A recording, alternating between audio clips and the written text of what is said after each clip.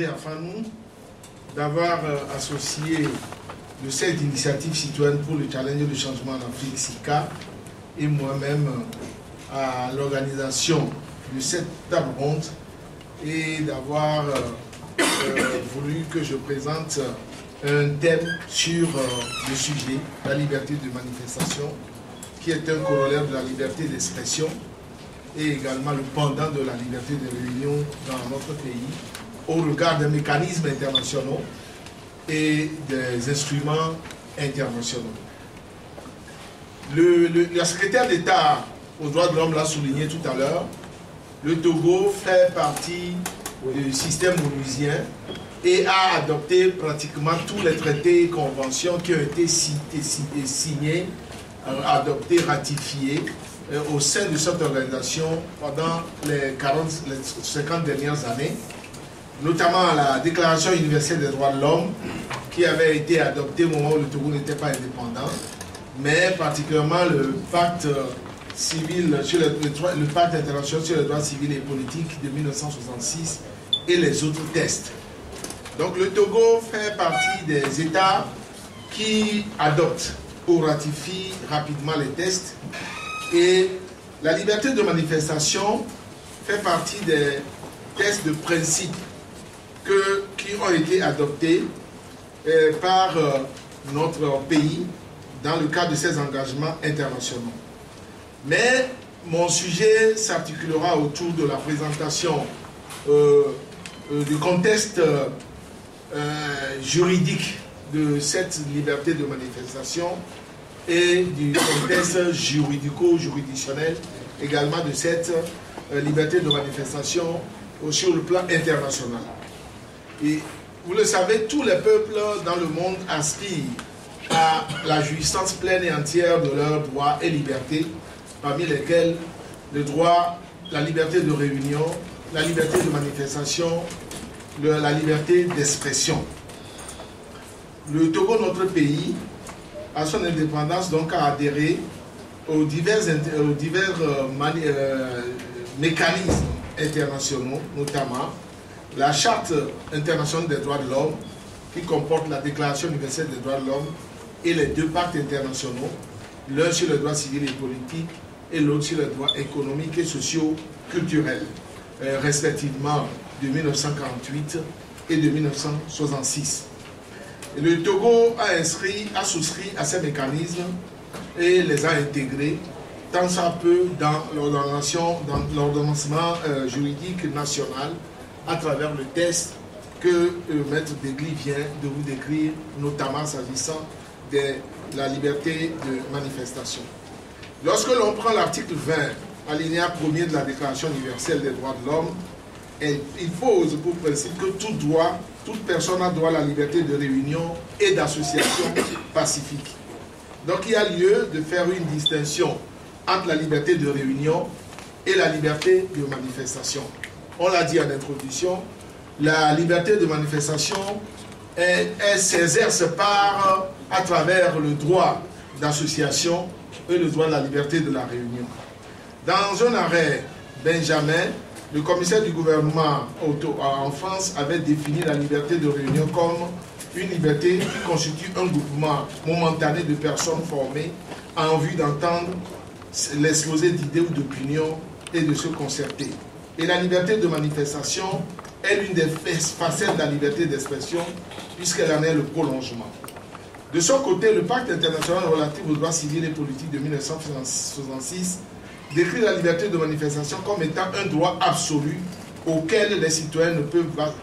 être soustraits. La liberté de réunion, de même que la liberté de manifestation, relève de la liberté de penser qui est une prérogative fondamentalement liée à la personne humaine. Ainsi, les seules entraves posées au libre exercice des droits de manifester et de réunion sont celles qui sont prévues par la loi et qui découlent de la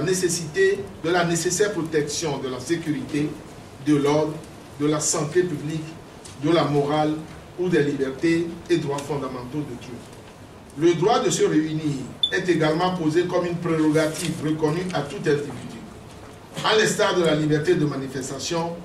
il connaît des restrictions légales qui sont nécessaires dans une société démocratique dans l'intérêt de la sécurité nationale, de la sécurité publique, de l'ordre public.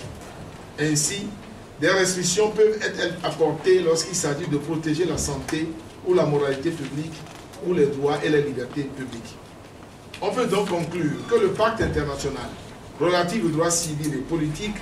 reconnaît la liberté de manifestation et de réunion en ses articles 18 et 21 qui font état des cas dans lesquels ces libertés peuvent connaître des restrictions. Les mécanismes africains de protection des droits de l'homme, notamment la Charte africaine des droits de l'homme et des peuples, protègent également la liberté de réunion sous réserve des restrictions nécessaires édictées par les lois et règlements dans les mêmes termes que les autres instruments internationaux cités plus haut. Donc, comme on le voit, le Togo, en adhérant au pacte international sur les droits civils et politiques et en ayant ratifié la Déclaration universelle des droits de l'homme, a amplement accepté d'intégrer dans son droit positif le droit à manifester et la liberté de réunion. La loi de 2011 est venue conforter ces engagements internationaux de notre pays. Mais alors, lorsque le Togo ne respecte pas ou se soustrait à ces engagements internationaux, ou alors viole lui-même les lois qu'il s'est données en matière de manifestation, quel est le contrôle auquel il est soumis? Il faut rappeler que le pacte international sur les droits civils et politiques a créé en son sein un système de contrôle des pays, des États partis, notamment le Comité des droits de l'homme de l'Organisation des Nations Unies, qui est un organe du Haut Commissariat des Nations Unies pour les droits de l'homme, composé de 8 experts indépendants qui sont choisis parmi les personnes qui ont des compétences avérées dans le domaine des droits de l'homme et sont élus pour une durée de 4 ans. Je rappelle en passant que le Togo siège actuellement au sein du Comité des droits de l'homme des Nations Unies. Il était question que ce soit la candidature de mon confrère Degli, du professeur Kokoroko, de moi-même, qui soit présentée entre-temps. Mais une magie a fait que ce soit un autre qui représente le Togo au sein de ce comité. Ce qui est dit, ce qui est sûr, c'est qu'il le représente en son sein et doit répondre à ses collègues des diverses recommandations qui sont faites au Togo. Comment fonctionne ce comité? Lorsque nous prenons la matière qui nous concerne aujourd'hui, c'est-à-dire la liberté de manifestation, le Togo, chaque année, chaque 3 ans, doit présenter devant le Comité des droits de l'homme en examen périodique universel tout le système de fonctionnement, de respect, de jouissance de toutes les libertés à travers les pactes auxquels le Togo est parti, notamment la Convention contre la torture, la Convention sur l'élimination de toutes les discriminations légales des femmes, sur les droits de l'enfant, également sur la liberté de manifestation et de réunion. Le gouvernement présente un rapport, les organisations de la société civile présentent ce que nous appelons un rapport alternatif et l'Institution nationale des droits de l'homme, la Commission nationale des droits de l'homme présente également un rapport. Le Togo, le gouvernement, à travers son ministre de la Justice ou son ministre des droits de l'homme, avec une délégation d'experts, se présente devant le Comité des Nations Unies pour les droits de l'homme et présente l'état des droits de l'homme dans le pays pendant ces 3 dernières années. Et il est interrogé par les membres du comité qui voudraient savoir comment la liberté de manifestation, le droit de manifestation est protégé dans notre pays. Et le plus souvent, lors du dernier passage du Togo, c'est la loi Bodjona-Degli qui a servi de référence et qui nous a permis de vanter l'arsenal juridique de notre pays dans le cadre de la protection de ce droit. Eh bien, lorsque le comité n'est pas satisfait de l'exercice du respect de ce droit, eh bien le comité fait des recommandations au Togo, mais une équipe qui va faire le suivi de ces recommandations, et le Togo, le gouvernement togolais revenu en place, doit mettre en place un comité, revenu au Togo, doit mettre en place un comité de suivi de ces recommandations, de mise en œuvre de ces recommandations. Lorsque le Togo passera à la prochaine édition de l'examen périodique universel, eh bien on essaie de vérifier si les recommandations qui ont été faites au Togo à partir de la liberté de manifestation, qu'est-ce que ça veut dire? le maître d'équipe vous a expliqué tout à l'heure comment il faut organiser une manifestation au Togo. Lorsqu'elle est interdite, sans raison, lorsqu'elle est réprimée violemment, eh bien, on documente suffisamment sur les systèmes de répression, sur les arrestations, sur les interpellations, et c'est les organisations de la société civile qui font ce que nous appelons le rapport alternatif, qui essaie de mettre en cause les pratiques du gouvernement en matière de la liberté de manifestation. Eh bien, donc on demande au Togo si les recommandations qui ont été faites lors du précédent passage ont été respectées, ont été entièrement ou partiellement respectées. On fait l'état des lieux de ces recommandations et on remet le Togo devant ses responsabilités. Et cela,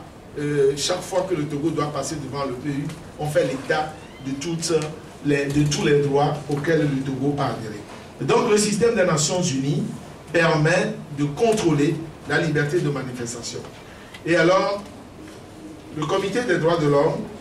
comme je l'ai dit tout à l'heure, fait ses observations et le Togo doit répondre. Pour conclure, puisque j'ai 10 minutes, il ressort donc que le Togo, conformément à ses engagements internationaux, reconnaît le droit à la liberté de réunion et de manifestation. Et le Togo a consacré plusieurs textes relatifs aux droits de liberté, manifestation et de réunion, et ces textes protègent les citoyens dans l'exercice de leurs droits.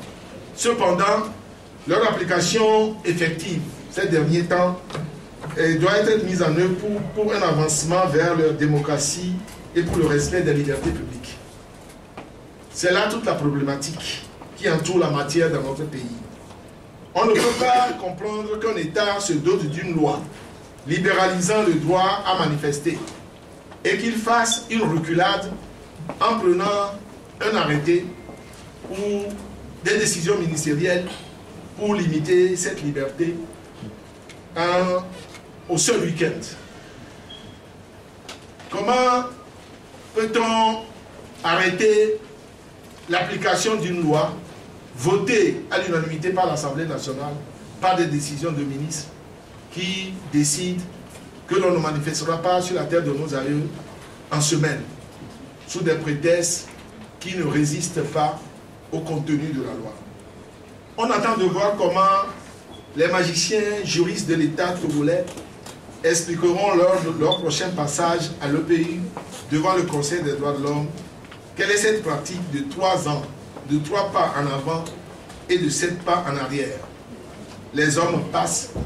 mais l'histoire rend compte aux institutions qui leur subissent.